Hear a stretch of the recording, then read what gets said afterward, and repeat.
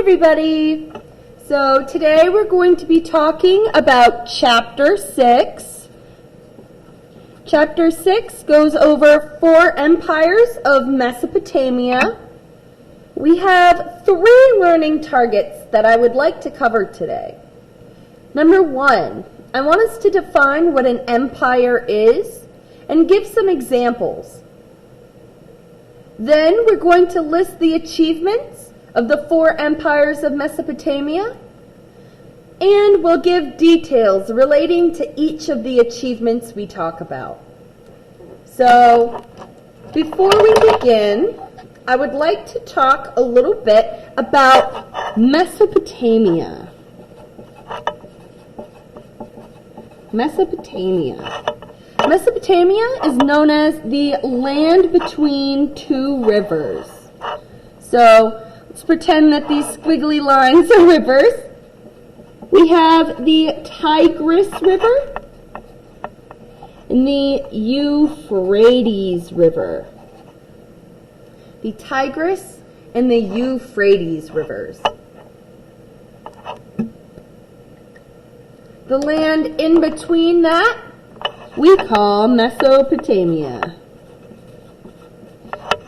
This is where the first city-states appeared. This is where we find ancient Sumer. And this is also where we find the 4 empires that we're going to be talking about today. So, again, ancient Mesopotamia has foothills and mountains. We call those the Zagros Mountains. However, when these Zagros Mountains ended up getting overpopulated and there was food shortages, they moved to Mesopotamia. They moved to the plains. Plains is another word for flatlands. So instead of the hilly mountains, you have just the flatlands. Mesopotamia was a bit of a hard place to manage water. So a lot of these places in Mesopotamia had to create irrigation systems. And they all sort of had to work together to be able to make the crops grow in order to make their city-states be able to eat and to be able to really turn into civilization. So remember we were talking about those things in chapters 4 and 5. So now I would like to give a definition of an empire. So an empire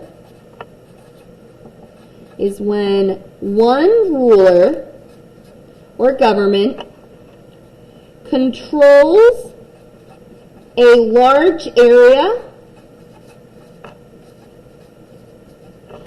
and many people.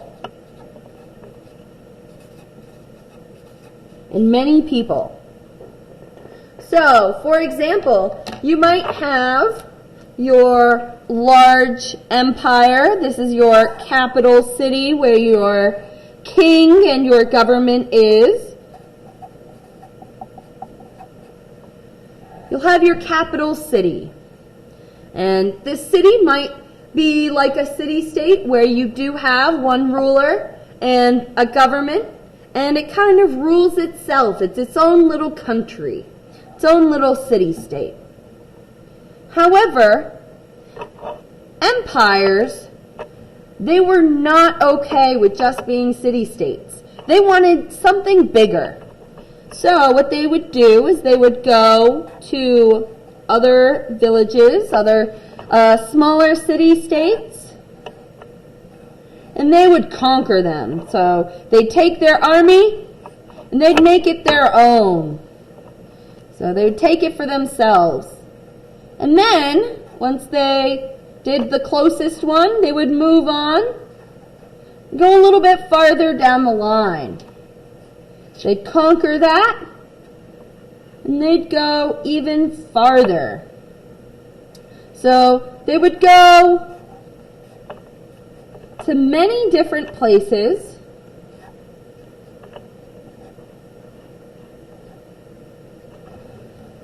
They would go to many different places. And they would really try to control these people, even though they're so far down the line that it's pretty hard to do so. Not only that, but this is a huge area. So this one ruler, this one capital city, they're going to try to control this huge area. Not only that, but all of these people within the area as well. That's a very hard thing to do. You need to have some really good military and political strategies to be able to control this huge amount of space and all of these different cultures and people. So that is what an empire is. It's one ruler that controls a large area and many people. So now let's go ahead and go into the 4 empires. So we have 4 empires. We have the Akkadian Empire. That's our first one.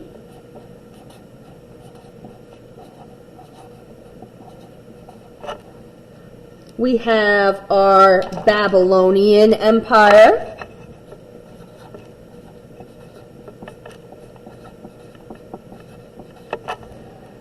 We have our Assyrian Empire.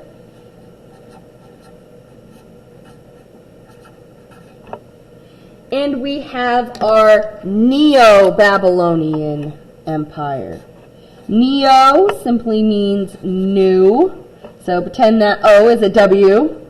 It's called the Neo-Babylonian Empire.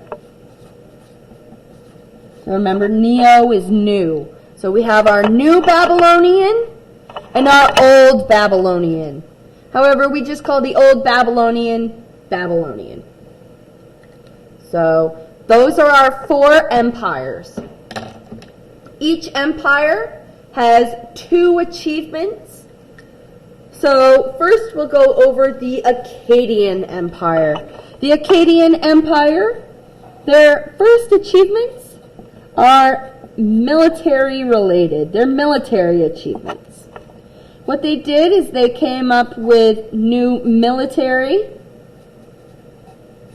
and political strategies.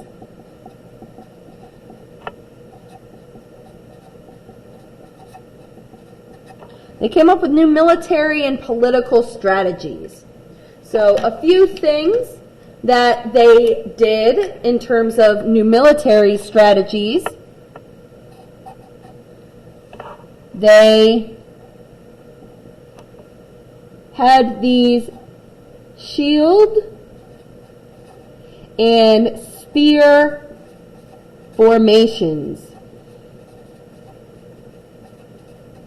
So they would stand side to side with their other soldiers, and they would look to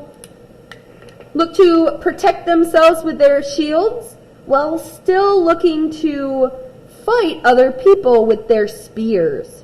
So they have both the offense and the defense. We have some new political strategies as well. So, for example, some new political strategies. They destroyed other cities' walls.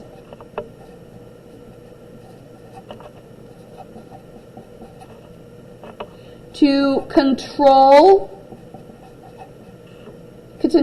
them easier. So if you take down the wall, it makes it easier to go back and forth between that city and your city. It also makes it so they can't close the walls on you. So you are able to go in and out whenever you please. Another thing they did is they replaced governors with their own men. So they were worried that these governors were going to be disloyal. So what they did is they just replaced it with their own men. They were worried that The governors would help the people rebel, so they put in someone who was a little bit more loyal. Another thing they did is they made people pay tribute. Tribute is another word for taxes. So basically, they made you live. There we go. They made you live in their empire, and then they made you pay to live in their empire. So, tribute, you have to pay to live in the empire. Their second big achievement was cultural. And we call those steles. These steles were big rock structures that they would carve and imprint these impressions into the rocks. This was a new form of communication.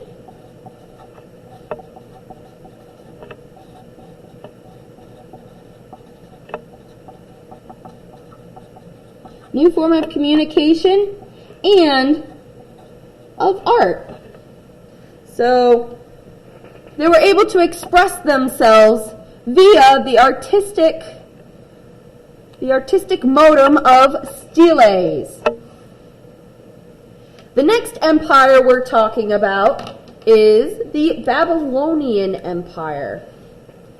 The head of the Babylonian Empire was this guy named Hammurabi. Hammurabi came up with this political achievement. He came up with a code of laws. We call this Hammurabi's Code.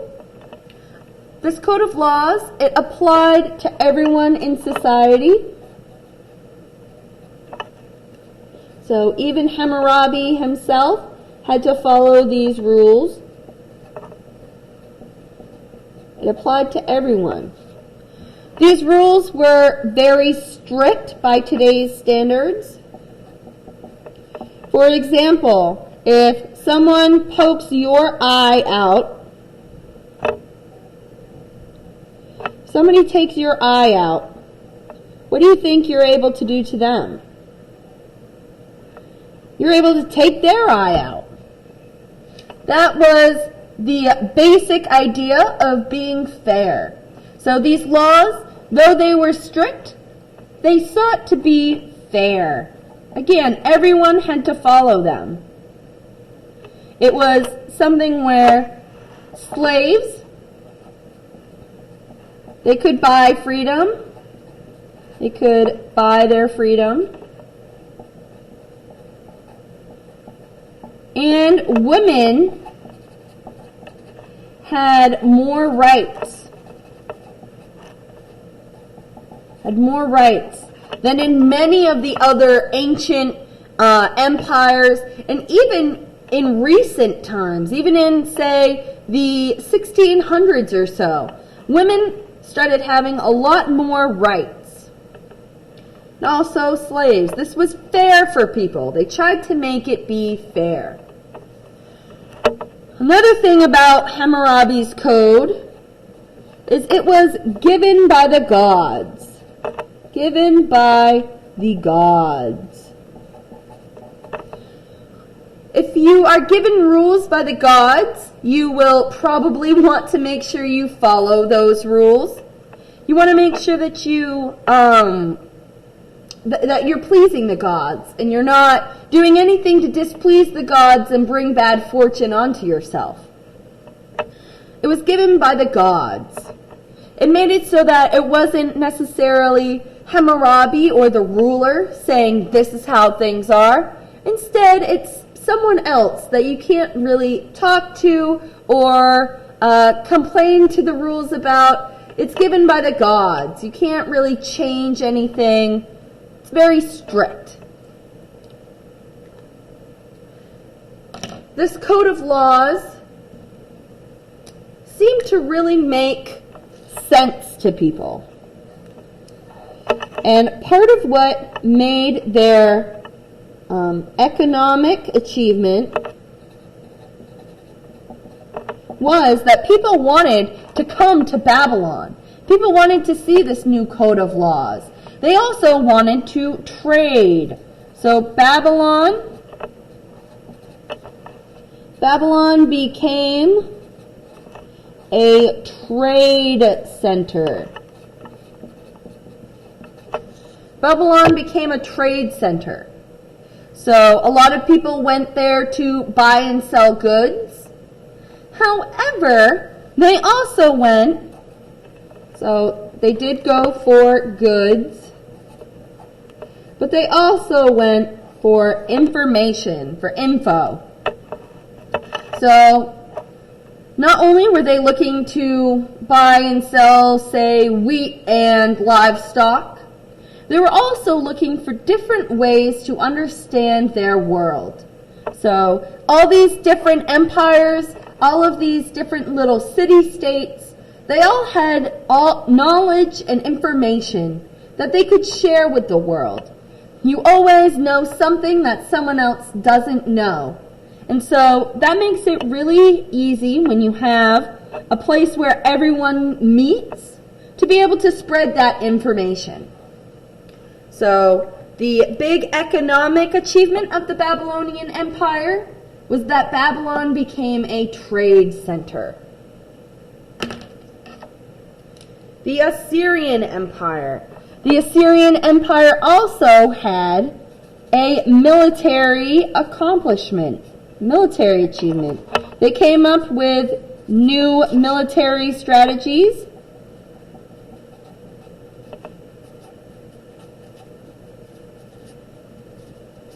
Such as what we call siege warfare. Siege warfare. In siege warfare, that's basically when you're very, very determined to take over a city. So you and your army would go and set up a camp outside of city walls. And you would go and you would keep attacking until that city fell to your empire. So until you conquered that city, you would just keep going between the city fighting and your camp resting. Then your city fighting and your camp resting. Then you go back and you fight in the city until you win. You're very, very determined and you just siege the place. So, that is the main military accomplishment. The Assyrians were very religious. They built these big temples for themselves and their gods. They believed that their king was part God. And they really tried to create these beautiful palaces with these awesome sculptures and different artwork, all kinds of really, really cool stuff. They had these two-dimensional sculptures that they called bas-reliefs. The bas-reliefs were much like the steles in the Akkadian Empire. They were a new form of communication and art. They were a new form of communication and art. And again, they built these for their rulers, who they thought were partially gods. They were special beings. So they did their best to create as much artwork and make the palaces as beautiful as possible. The Neo-Babylonian Empire. So the Neo-Babylonian Empire, they also had a bunch of different accomplishments. So their first big accomplishment was an economic accomplishment.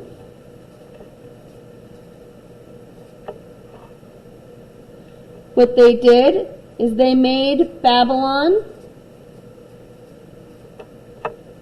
a trade center. Again, much like the old Babylonian Empire, The Neo-Babylonian Empire wanted to make their empire as good as the old one, if not even better. So what they did is they made Babylon a trade center. And they made sure Babylon was protected. Babylon was kept safe.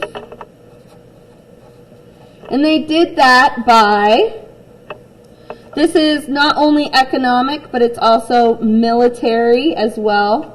I might even go as far to classify it just as a military accomplishment, because they really had to make sure that they kept their city safe before they could bring trade or anybody into their city. They really had to keep it safe. The way they did that was by building moats and walls. They had both an inner wall and an outer wall. And they would look to make these inner and outer walls keep people out. They also created moats to keep people out. They wanted to make sure that Babylon was protected. Babylon was kind of like the New York City of the ancient world. There was a lot of trade, there was a lot of money, and there was a lot of different people and ideas being shared. Those are money signs. I know you can't see. I'm sorry, I thought you could. So, Babylon was a huge center of commerce, of trade, and of just spreading ideas. It was also a huge center for culture. So, a major cultural achievement, again, their first was a military achievement. Their military achievement was keeping Babylon safe. They kept Babylon safe. That was their military achievement. Their cultural achievement were the hanging gardens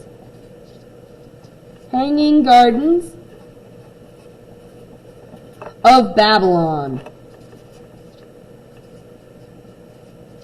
This was an ancient wonder of the world. I'm going to flip this over. Oh, no, I'm not. Sharpie bleeds through. It was an ancient wonder of the world. An ancient wonder of the world. So, these hanging gardens of Babylon, they cascaded down the palace of Babylon, and they really were this magnificent view. Imagine being in the desert and walking upon this huge multi-storied palace that seems to go into the heavens, and it has these lush gardens that are just cascading down the palace. It must have been absolutely beautiful. The Neo-Babylonians, culturally as well, they were very into religion, like all of these other empires. Most ancient empires were very religious. So, partially what they did, they built these new big ziggurats, these big temples for their gods. And the Neo-Babylonians rebuilt this big one. And they called it the platform between heaven and earth. Something along those lines anyway. They thought it was so big that, wow, this must go into the heavens. This is the place between heaven and earth. They also were really into astronomy around the stars and the sun, the planets, and math as well. They were the first to create aqueducts, which are a lot like canals. They're channels that bring water to the city. And they also were the first to create a sundial. So they used the sun and its shadows to be able to tell time. They also were the first ones who gave us information on the 7-day week and the 60-minute hour. All of these empires, again, all of these empires fall, Because there's too much land. Too much land and people. You can't control all of this land and all of these people from just one place with just one guy. It takes a lot. So, go ahead and make sure you read over chapter 6. If you have any questions, please let me know. And I'll talk to you guys later. Bye.